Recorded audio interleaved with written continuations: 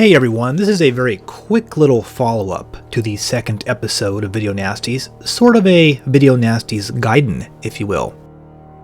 I originally wanted to talk a bit more about the movie Madman in episode 2, but that episode is already getting pretty long, so hey, I figured let's do a sub-episode. Hey, wouldn't it be weird if I also released a sub-episode to this one and just kept on doing this so the whole series was like an infinite regression off of episode 2? Well, that's probably not going to happen. So Madman was an independent New York horror movie that hit theaters around 7 months after the burning, in January 1982.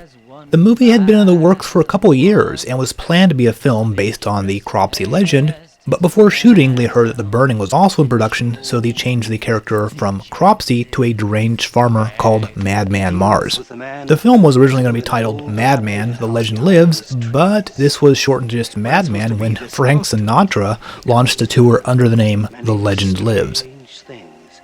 Now, regardless of dropping the entire Cropsey thing, Madman is almost like an alternate version of The Burning. Both movies have the same basic DNA, but they sort of spin off in somewhat different directions. I thought it would be fascinating to compare Madman to The Burning to see sort of how two different sets of filmmakers from the same area expanded upon the same idea.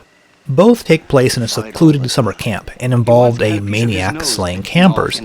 You can see the sort of basic idea behind both movies is the same. There's a spooky story about a maniac told around the campfire that becomes true.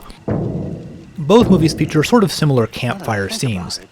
Unlike The Burning, we actually hear the Madman Mars legend first and then see him later. Years ago, Mars, an enormously large and strong farmer, suddenly went insane and murdered his family with an axe. Into little pieces. Then he chopped her into little pieces too. The townspeople subdued him and hung him, but his body mysteriously disappeared. Supposedly, he still roams the area and will hunt down and kill anyone who calls out his name. When you look at the campfire scenes in The Burning and the Madman side by side, they both feel very similar. And apparently they both do draw from the conventions of the Cropsey legend. All I do know is that on certain nights, when the moon is full, he's out there stalking in the woods, searching for people so he can chop their heads off with an axe. Now, trouble brews when Richie, one of the kids at the camp, tempts fate and challenges Mars to come and get him. Even throwing a rock, which improbably travels far enough to break a window at Mars's supposedly abandoned house. Unlike The Burning, with its long build-up to Cropsey's first killing of a camper, Madman kicks into gear pretty quickly. As they prepare to leave the campfire, Richie sees a silhouette of a figure standing silently in the tree over him, almost as if Mars appeared by magic. It's creepily effective. Richie looks directly at this shadowy figure of Mars, who just stands there silently watching him. One, two. Move out. Let's go.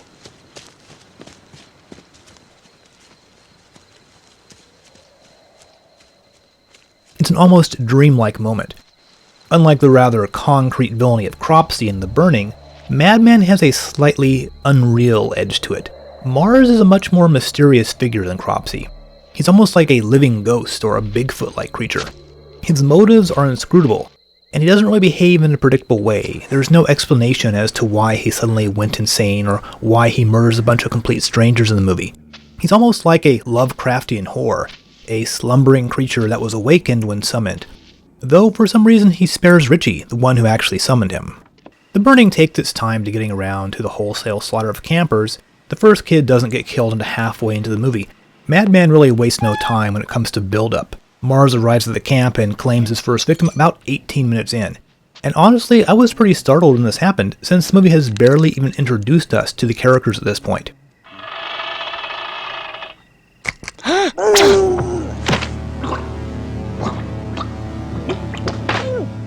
And this guy's death is not really telegraphed at all. We really didn't even get any sort of like false scares or anything before this happened. Madman actually sort of lets us get to know the characters as they are getting picked off. The most notable of the camp counselors is Betsy, who is rather surprisingly played by Galen Ross, who is notable for two things: starring in Dawn of the Dead and appearing in very few movies. In fact, her only other film appearance other than Dawn of the Dead was in Creepshow, where she briefly appeared as the lady that Ted Danson was having an affair with, and thus got buried on the beach along with Ted.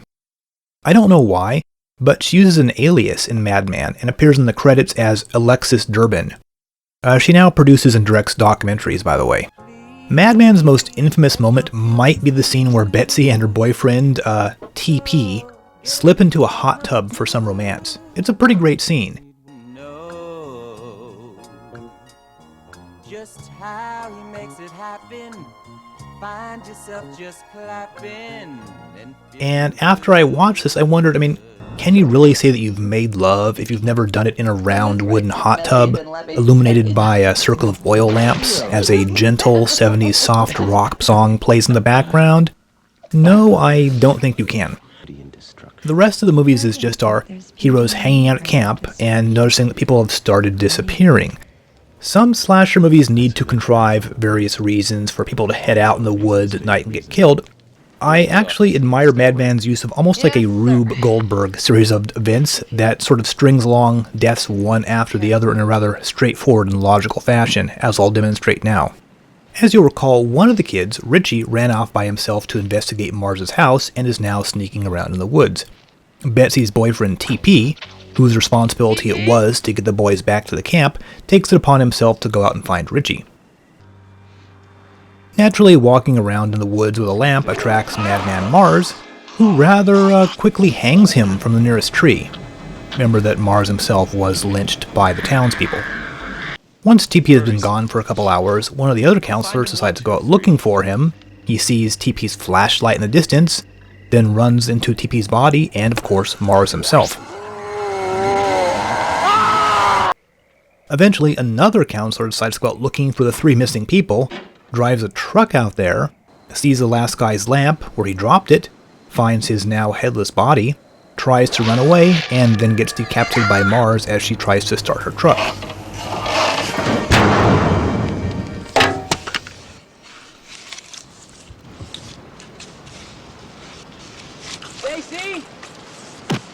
Two more campers, who are now helping to look for the missing kid and TP, notice the empty truck, try to drive away in it when the engine dies, and they find the last lady's head under the hood. Naturally, at this point, Mars steps out and kills the guy. Ellie, who is the nervous, frightened girl among the group, manages to escape and runs back to the camp. But at this point, she and Betsy are the only adults left. So Mars no longer has to sneak around the woods and pick them off one by one.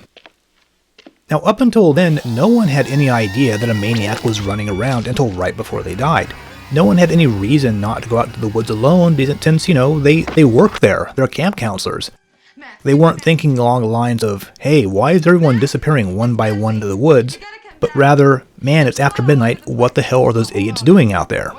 No one was scared about going into the woods. They were probably just a little pissed. Madman doesn't command quite the respect that The Burning does. While The Burning actually holds a 100% fresh on Rotten Tomatoes, Madman only rates 17% fresh, and the audience score, many of whom are probably horror fans, is a mere 36%. I'd say that Madman is tragically underrated by the masses. It is a genuine low-budget cult classic, though it does feel a lot different from The Burning. Instead of that movie's beautifully shot scenery and use of day for night techniques, Madman was shot entirely in the dark at a real campground in Long Island.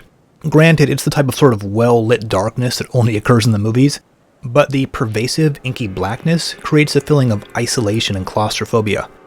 I'll point out that in different prints of this movie, there are different colors used for the outdoor scenes. Some versions use a blue tint. This one, for some reason, does not. It also eschews the standard ending of most slasher flicks. Betsy, after learning there's a killer on loose, accidentally finishes off the other surviving camp counselor with a shotgun. Then, realizing what's going on, rounds up the kids on a school bus and tries to escape. In a somewhat foolish decision, she decides to head out to Mars's house, armed with a shotgun, to check for the other counselors.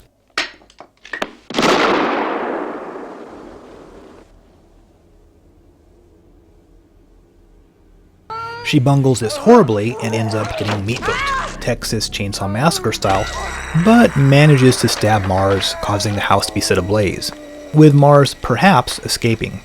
We then see Mars's grisly collection of bodies. And finally, Richie, the only guy who's actually survived any sort of encounter with Mars, is rescued but has been psychologically scarred by what he's seen.